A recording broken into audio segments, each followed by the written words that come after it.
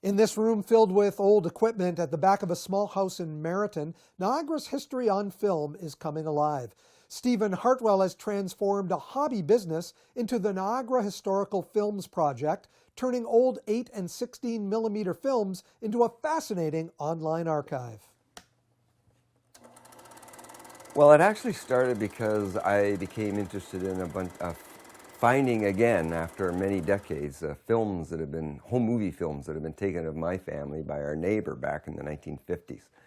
And I realized around the early 90s that if I was interested in my family's home movies, that other people would also be. And I went on the radio to talk about it, and I got tons and tons of people calling. I began to realize that some of the home movies that were being taken by people actually included things of a historical nature. And I thought, geez, you know, I'm not the only one who would enjoy that kind of thing, and there would be a lot of other Canadians that would enjoy that as well. When you realized that there was some historical significance, what did you plan to do with that? I decided to create a YouTube channel and upload these digitized films when I got permission to do so, and make them available for all Canadians to enjoy, and indeed the whole entire world. Hartwell's YouTube channel features old films of Port Dalhousie, Niagara Falls, Ridley College, and the Grape and Wine Festival parades through the years. The Niagara region really deserved its own list of historically significant old films.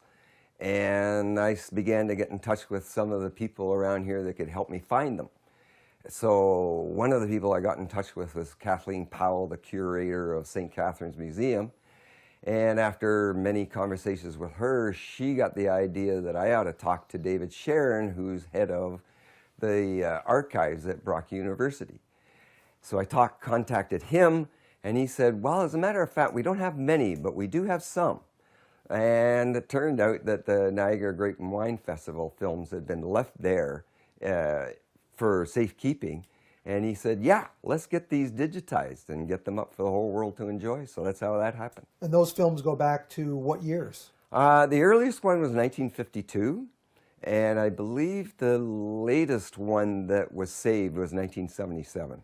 What's the earliest film that you've been able to digitize?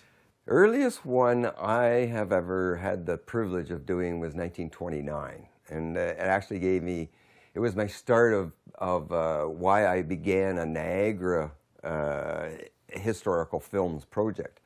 Denton Massey, who was a member of the famous Canadian agricultural Massey family, they built tractors and all kinds of other things.